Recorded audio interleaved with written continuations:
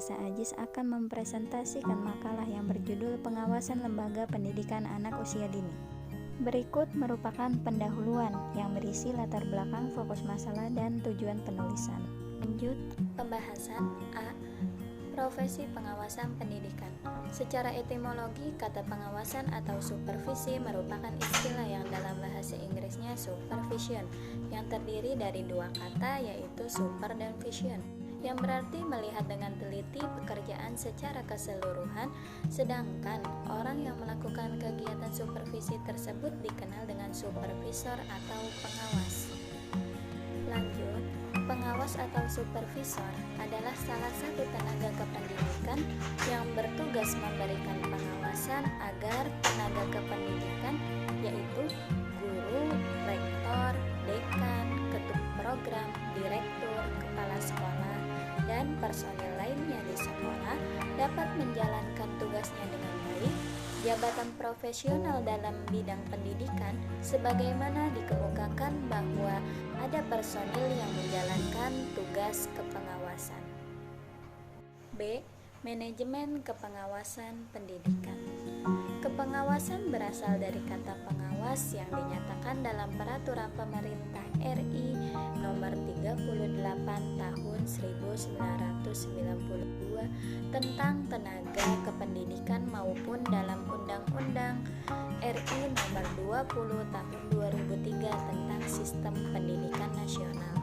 Pasal 1 ayat 5 dinyatakan bahwa tenaga kependidikan adalah anggota masyarakat yang mengabdikan diri dan diangkat untuk menunjang penyelenggaraan pendidikan. Sedangkan dalam Surat Keputusan Menteri Negara Pemberdayaan Aparatur Negara Nomor 118 Tahun 1996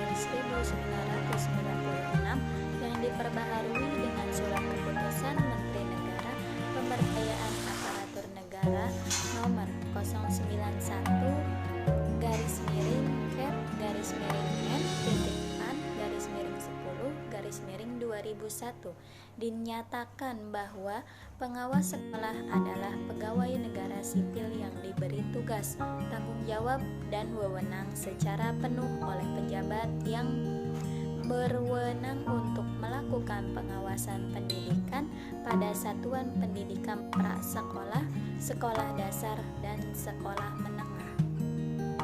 Lanjut, supervisi atau pengawasan pada lembaga pendidikan formal dilakukan oleh pengawas pada satuan pendidikan yang diangkat oleh pemerintah atau lembaga pemerintah yang memenuhi syarat-syarat tertentu, di antaranya pernah menjadi guru selama 8 tahun dan pernah menjadi kepala sekolah selama 4 tahun, mengikuti seleksi atau ujian pengawas dan dinyatakan lulus dengan adanya sertifikat lulus.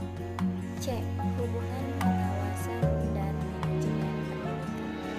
Pengawasan atau dalam istilah lain sering disebut supervisi yang dilakukan dalam pendidikan haruslah memenuhi prinsip-prinsip kepengawasan yang meliputi: pertama, supervisi pengajaran harus mampu menciptakan hubungan yang harmonis.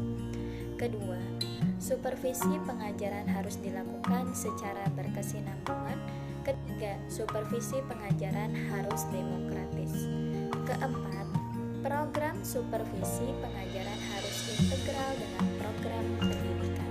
Kelima, supervisi pengajaran harus komprehensif atau mencakup seluruh aspek pengembangan pengajaran. Keenam, supervisi pengajaran harus konstruktif. Ketujuh, supervisi pengajaran harus objektif. D. Fungsi pengawasan. Seorang supervisor harus melaksanakan beberapa fungsi supervisi pendidikan, yaitu yang pertama fungsi penelitian, yang kedua fungsi penilaian, yang ketiga fungsi perbaikan. Pengawasan merupakan salah satu fungsi dalam manajemen suatu organisasi, di mana memiliki arti suatu proses mengawasi dan mengevaluasi suatu kegiatan.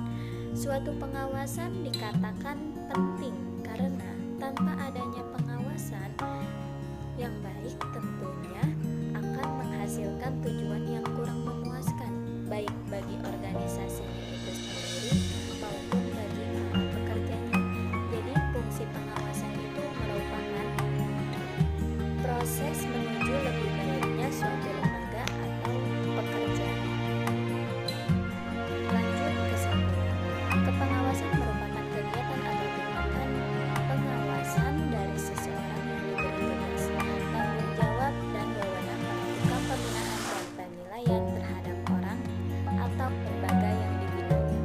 Seseorang yang diberi tugas disebut supervisor atau pengawas. Dalam bidang kependidikan dinamakan pengawas sekolah atau pengawas satuan pendidikan. Pengawasan perlu dilakukan dengan tujuan untuk meningkatkan mutu pendidikan secara berkesinambung pada sekolah yang diawasinya.